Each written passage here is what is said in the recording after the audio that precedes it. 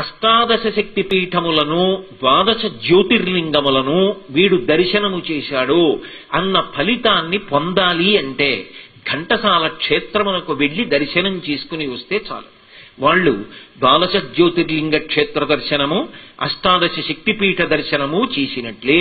కేవలం ఒక్క క్షేత్ర దర్శనంతోనే 12, 12 జ్యోతిర్లింగ క్షేత్రాల 18 అష్టాదశ శక్తిపీఠాల దర్శన ఫలితం 2025 జూలై 31వ తేదీ గురువారం ఉదయం 9:04 నుండి ఉదయం 10 వరకు కృష్ణా జిల్లా ఘంటసాల గ్రామంలోని శ్రీ జలధీశ్వర స్వామి దేవాలయంలో నూతనముగా నిర్మించిన 12 జ్యోతిర్లింగ అష్టాదశ శక్తిపీఠ వేదిక ప్రారంభ పూజలు జరుగుతాయి.